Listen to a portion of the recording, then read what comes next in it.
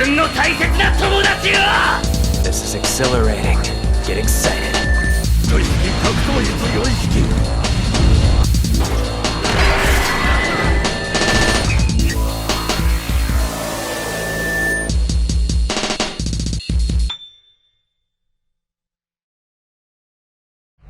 Hello everyone, welcome back. And what a week. What a week. A week? Or what a last trio of months it has been, considering everything. And yeah, Halloween is right around the corner. And nowhere is that more evident than basically the list of things that we still have to do in terms of prepping the house to basically have all the stuff put out. Yeah. I mean, we've had Skelly out all year, which has been awesome. Mm-hmm. But also, there's a bunch of other stuff, especially some of the newer stuff, such as the big skeleton kitty. Meow, meow, meow, meow, meow, meow. Yeah. And then the hearse and the horse and all the other stuff. And oh yeah, also getting like big scary like the big scary skeleton out, the flaming one. The Inferno. Inferno, yeah. Oh, Inferno! And then yeah, just getting the graveyard and the set Headless up. Horseman. Yeah, oh yeah, the Doulahan, the Headless Horseman. And also getting the graveyard set up. Yes, full graveyard setup, which again attributed to the wonderful eccentric brain of this beautiful creature next to me, Kate Evans. So yes, it has been a heck of a time, and as Kate put it, no sleep September is here. And Well, I didn't come up with that. It's just something that I saw on a video. Well, wouldn't be surprised if No Sleep September is a reality. From other haunters, I guess. Oh, okay. Well, also, Kate is avidly awaiting the opening of Spirit Halloween, of our local branch of Spirit Halloween, so she can peruse and see what else they got. Yeah. But all in due time. I told her whenever I see the sign up on the building where they normally set up, I'd let her know. So yeah. But I'll have to take a picture of the it that I'm making at his mom's house. oh yeah, to scare our niece Paisley. Yeah. Well, she's not gonna be scared. I think she's gonna like it actually. Not well. She will be scared if we do that little speaker idea down there. With me speaking I don't know if we can do that, but we could try. She's like, "Hello, Paisley. Do you want to come down here? The whole circus is down here. We have plenty of popcorn for you." Oh gosh, I can do an okay Pennywise. Although I'm nowhere near as creepy as Bill Skarsgård. Jesus, that dude is terrifying. Yeah. Well, speaking of terrifying, have you seen the Madagascar movies? Yes. Do you know the Fusa? Yeah. This is a video by Casual Geographic about the Fusa, and he will explain to us why, in fact, the Fusa are so terrifying. Okay. There's a bug in here. There's plenty of bugs in here. You just don't see all of them. That's really unsettling. I'm sorry. And it makes it sound like our house is dirty. It's not. It's just a moth. No. There's plenty. That's the thing that people don't understand. It's like, you hear that whole story about how people eat like X amount of spiders in their sleep. Oh my God, will you shut up? I do not want to know, okay? Okay. I won't tell you the truth. Because I'm afraid you may immediately run upstairs and just start screaming. Anywho. So, animal not safe for school. So, let's go ahead and check this out and let's see what's up. Here we go. Investing, taxes, and a ferocious hidden n***ness. 3 things school ain't teach you enough about. And unfortunately, this isn't a finance channel. Of course, we're talking about the final boss of Facas. The maligned weasel, one could say measle, of Madagascar. The Fusa. And with that, there's two types of people. Those that have never perceived this rough draft cat, and those that never would have if Jada's will would have rocked Chris and left him with Fresh Prince before they did 2 movies. And that might be because putting the Fusa on a lesson plan would mean explaining to a room full of children that concealed poop shoot is their actual name. Cryptoprocta ferox is their scientific tag, where ferox means fierce or ferocious, and Cryptoprocta refers to the Fusa's anus being hidden from the public. Fusas use scent glands to mark their territory, and these glands are found in the anal pouch, and this anal pouch is like a modesty garment for their brown balloon knot. That modesty got rewarded with the scientists immortalizing the big bad of Madagascar by its forbidden Fruit Loop. At least they're not alone. They could always start a support group with a platypus. The name almost becomes purposefully provocative when you realize there is one whole, no pun intended, genus named Fusa. This Fusa genus has one living member, and it's not the Fusa, cause screw them, that's why. It's actually the, to be fair, closely related Malagasy civet. But the fact is, a dope-ass scientific name like Fusa fasana went to the civet, but the actual Fusa got stuck with missing butt muzzle. That's not the last or worst way they get screwed by their own anatomy. I think you know what's coming,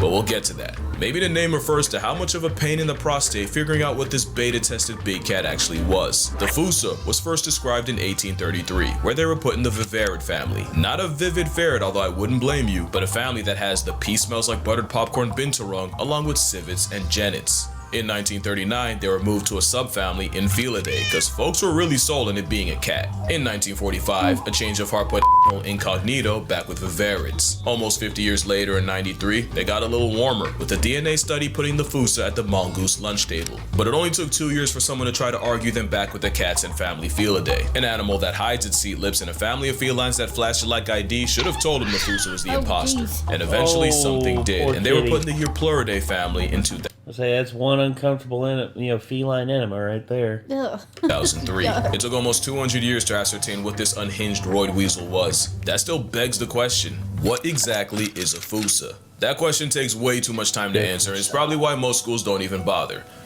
So obviously I'm going to try to do it in a minute with no teaching degree. So, with Order Carnivora, there's basically 2 teams, Team Cat and Team Dog. Team Dog, Caniformia, is basically all the animals you think are dogs, and you got your pinnipeds, the raccoon family, your bears, and the weasel family, aka the animals that think they're bears. Team Cat, Feliform are, well, cats, hyenas, and the mongooses. The Fusa is on the feliform side, and their family Eupluridae is full of animals you've never seen before. If you can name this, you're either lying or you're better than me. The Fusa family shares a common ancestor with the mongoose mafia Herpestidae, and both of them are distant cousins with the hyena family.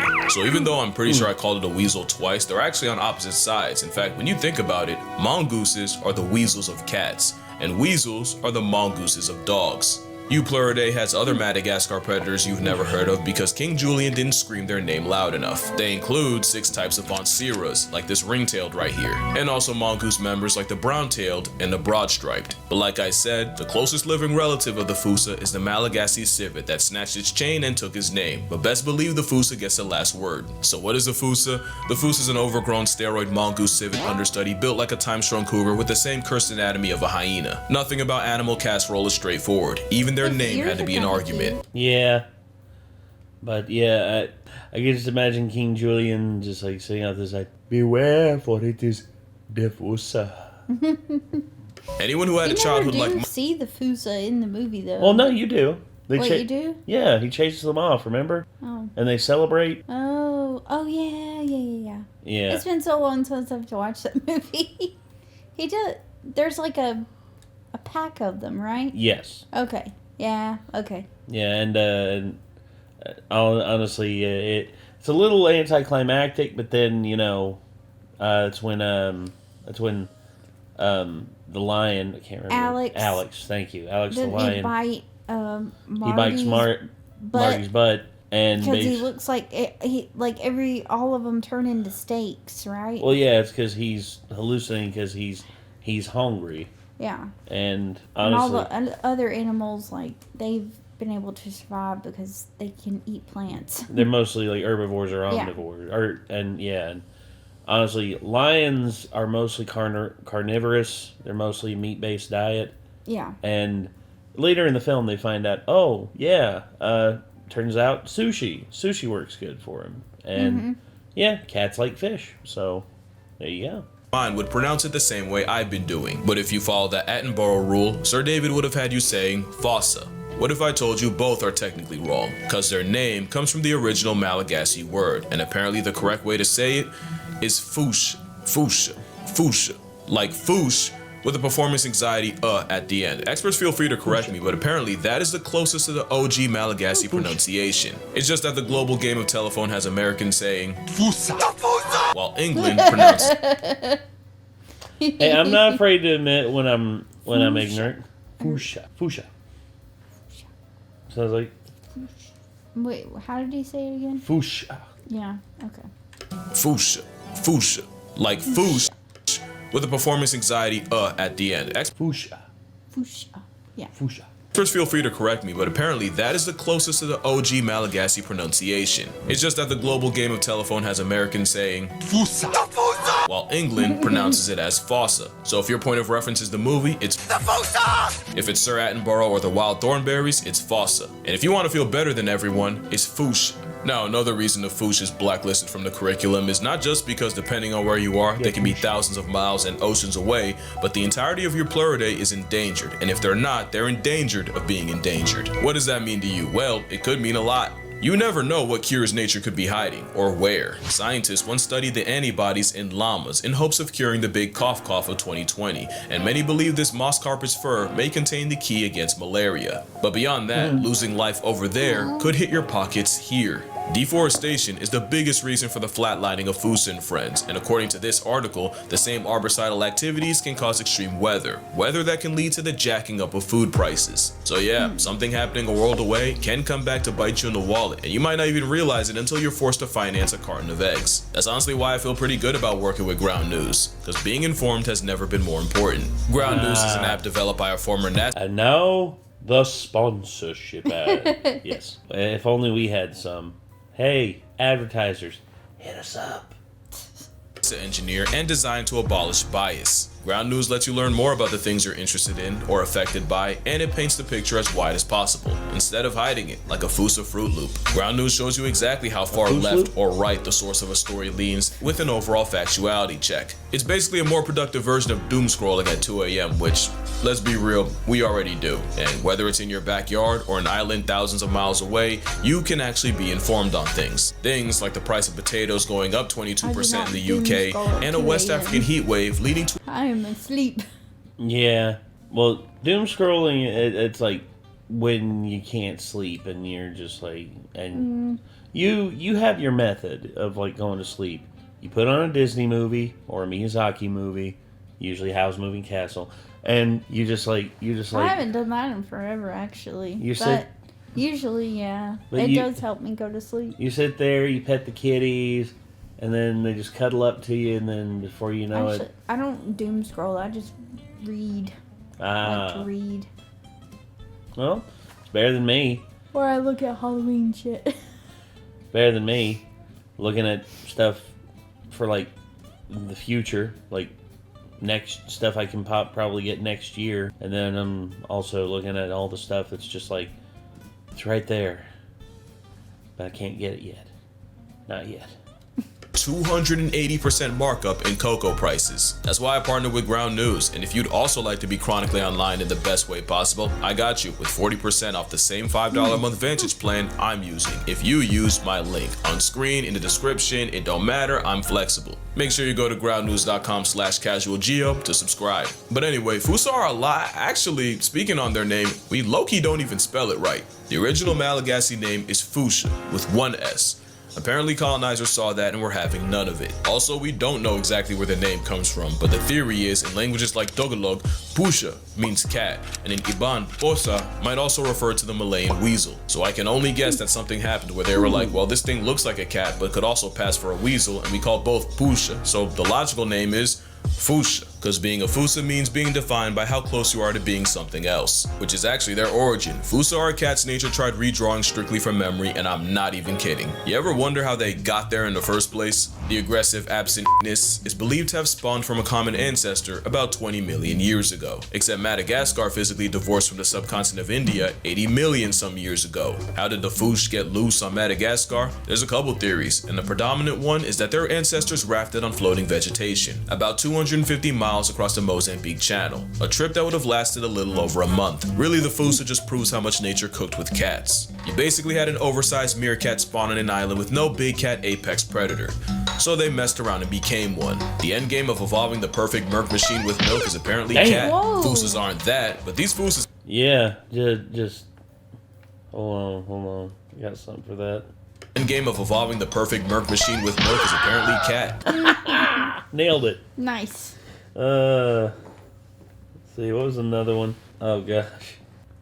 Nah, They messed around and became one. I'm The end game content- of I'm evolving content the with perfect me merc nailing machine the with milk is Wilhelm. apparently cat. Fusas aren't that, but these Fusas apex is This was a reasonable crash out. They might look cute to us, but this is the reaper to the Madagascar population. Nature didn't stop at retractable claws. They have ankles that can almost turn backwards, meaning they can move through the trees like a homicidal squirrel. It's not enough that they'll run you down on Damn. land or tree, but they'll often tag team prey with one Terrifying. Fus chasing prey through the trees, weaponizing predatory parkour to force them on the ground, where Fusa number 2 hawks them down. The entire jungle is food to a Fusa, even their closest cousin. There was an actual problem where researchers were trying to study the Malagasy civet, but Fusas kept following trap lines and eating the captured animals. Fusa move on their own timing, literally. They're cathemeral, meaning they're active whenever they feel like. There's no combination of numbers on a clock when a Fusa can't strike, which is why their main personality trait is inflicting primal panic in lemurs. Not only is half their diet lemur meat, they'll straight up rip sleeping lemurs out of napping spots.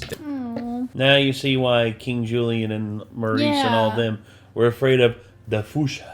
It actually changes up, actually it would still be funny because the Fusa, it sounds funny no matter how you say it. It's like beware of the Fusa. And then it's like, if you want to go the more traditional saying, it's like beware of the Fusha. It's almost like the Shakaka thing from Ace Ventura. Yeah. It's like Shakaka. It's funny no matter what. They tell stories about the Fusa. Look at the This is arm their muscles Freddy on Cougar. it. I know. Like, this, don't say, man. It's like the weasel in your backyard versus the weasel that they tell you not to worry about. It's like, Jesus Christ. That is one bad motherfucker. Shifaka. That is a Shifaka, and they're named after the sound they make in the face of a Fusa. Oh shit, fuck. Because Fusa will eviscerate them, with scientists finding Fakas life deprived with their intestines ripped out. Fusa will flatline anything lemur, even the ones weighing nearly as much as they do. You think they give a Faka? No, they take them, straight off the senses. Shifaka, he Faka, you Faka, and in Fusa's eyes, anyone can get it. They fuck it. We fuck it. Millions of years being marooned on an island does things to you, and one of the consequences is Fusas do something no other mammal does. The following is strictly for educational purposes. That being said, it might just be time to put the kids to bed. Fusas can't change from girls to guys, but boy do they do everything to convince you otherwise. Fusa go through transient masculinization, where they develop the same pseudo situation hyenas got. Except with them, it involves a young female Fusa flitteris growing large enough and spiky enough to make them anatomically identical to a male. Yes. Heard about it. Yeah. Hyenas' female parts grow basically to the same size of a male's, and it makes it very hard to discern which is male and which is female. And apparently, the Fusha basically can do the same, has the same thing. Yeah. They'll even release the same musky orange product males do. The difference is, where hyenas have to pass kids like a kidney stone, eventually the Fusa's baby-making business end goes back to normal. But for a time, you really can't tell male from female. And that might just be the point. There's some things about this freak-off ferret that makes being young, female, and Fusa the worst combination. Female Fusas are highly territorial, because they'll make love in the same tree year after year. Call it the tree of life. And Fusa foreplay involves the female sitting high up in the tree, with starving males down below competing for her time. Now the thing with Fusa... I wanted to make a bad joke there about the tree, you know, so they call it the tree of life. It's like, or the something to do with orgies. I don't know. Jeez. What? in the world? All I'm gonna say is that there's some action going down in that tree, and it's the kind of Oh. This is, the female will spend nearly a week in the tree, where she'll be visited by several males. 4, 5, sometimes 6, 7. Some yellow lights don't get ran through that much, and they're Jesus Christ, man. Them female poachers are for the streets. there is no honor system. Males will often climb up the tree to shoot their shot, while the female's already physically occupied by another. So yeah, it's a Fuso freak-off free-for-all. Imagine the ones from the movie, but instead of feeding for food, they desperately fall over each other trying to make a baby mother. Which might explain the gender bending. Young females can get put on a shirt by an older vindictive female, and put in a hearse by a horde of hormonal males. This can really be a problem, since apparently males can't tell when a female is ovulating, so they just keep trying. Which could kill an inexperienced female, cause, well, they're not the only ones with some nonsense in the nethers. Fusas hold a world record, and that's having the largest penis relative to body size of any mammal. They somehow beat out the tapir, and I've seen one use his as a tripod and a back scratcher, but What in the fuck? Jesus. So basically, you're telling me that the Fusa are the walruses of land-dwelling mammals. Jesus criminy. I guess a 30-inch animal dragging a nearly 8-inch nectar dispenser is notable. Educational purposes, I swear, because the sheer coital competition is why Fusas are hung like an adolescent donkey. They also have a baculum, which is a bone to allow the male to stay in the game as long as possible. Even when the coach... In the fuck? They always talk... it's always the ones that have actual bones in their junk. That's just like... It's like a walrus one.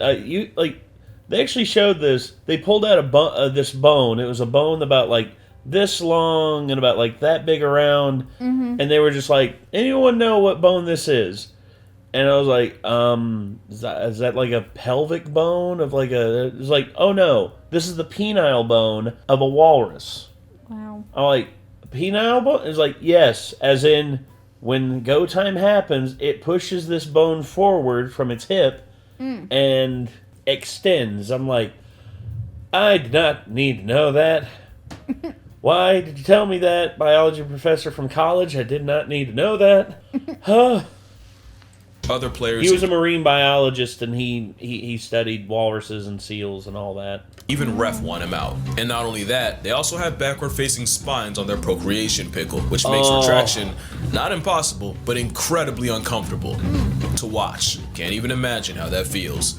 Or maybe I just don't want to. We probably wouldn't even know all this if they weren't so damn loud about it. It's also hard to miss that females can put in 14-hour shifts in one day with multiple males.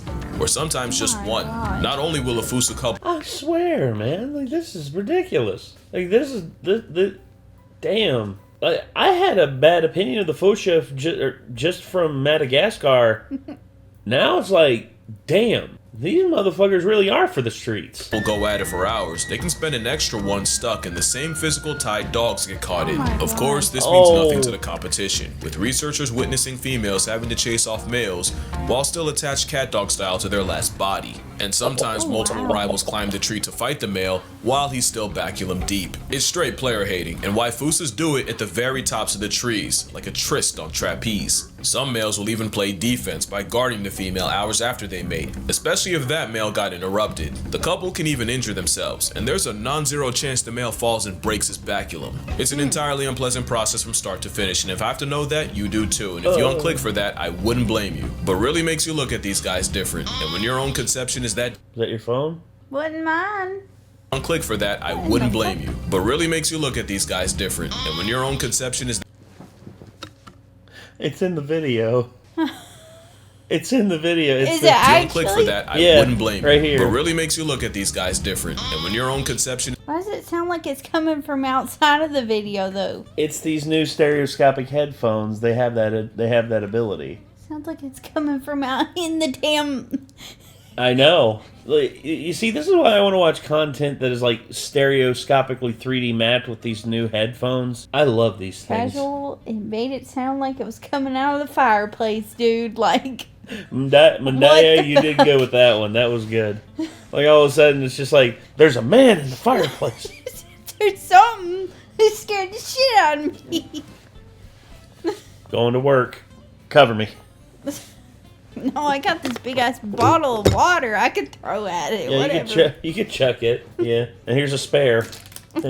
This one hurts a little more. No, I know, but if that one doesn't hit, here's a spare just in case. Is that demon-esque? Unfortunately, it's no surprise when they get treated like one. In Malagasy culture, there's something called fadi. My understanding is fadi are spiritual beliefs Malagasy people live by, basically cultural taboos ingrained into their society. For example, eating with a hat on, considered fadi, and the punishment is baldness. Eating while standing is fadi, and the penalty could be famine. There's hundreds of examples of fadi, and one of them actually protects the Fush. It's said that Fusas will feed on the long-expired bodies of ancestors buried in the forest, making it fadi to eat Fusa meat. But Fusa have some other freaky folklore about them, like one that says they crawl out the forest at night to steal babies straight out the cradle. Another legend tells of Fushas licking a sleeping person to put them in an unbreakable trance so they can disembowel them. Another says the Fusa's smell is enough to drop chickens dead on the spot, literally instant death through mustiness. So yeah, lemurs aren't the only things with thumbs that don't think much of the afterpick of an anti-drug PSA for predators. But of course, the Madagascar murder mongoose is almost zero threat to humans. To a lemur, that's a death threat, but to humans, they're just overly ambitious raccoons. Compare that to the absolute number done on the cryptic chocolate Cheerio by man, and it's no matchup. If they're not actively getting screwed over by property development, Fusa get flatlined in retaliation for preying on poultry. Not to mention many will defy fatty, as in up to half of all Malagasy communities,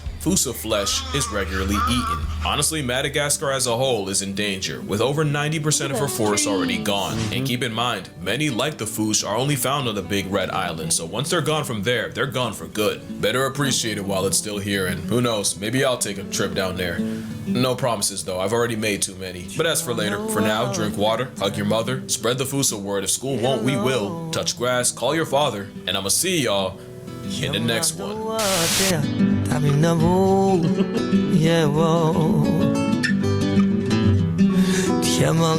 That's cute. I wonder if there's any like in a zoo, like Probably. being like maybe they were being rehabilitated or whatever.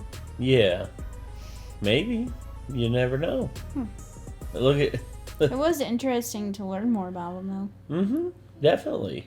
I mean, after all, these things are pretty crazy. I mean, I always love like Casual Geographic's way of just tying everything together and making everything just flow as good as he does.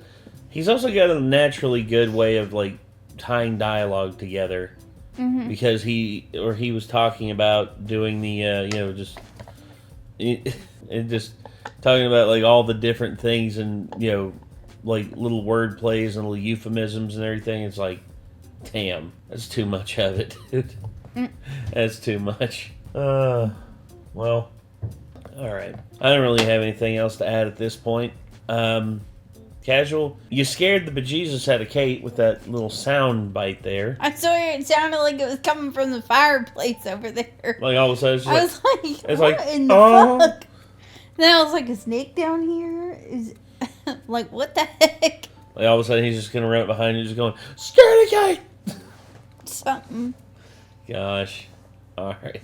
Can't believe that's how they actually sound. They sound like possessed or something. Yeah, they sound weird. Weird. Oh, God. Anyway, I think that's going to do it. So, till next time, everybody.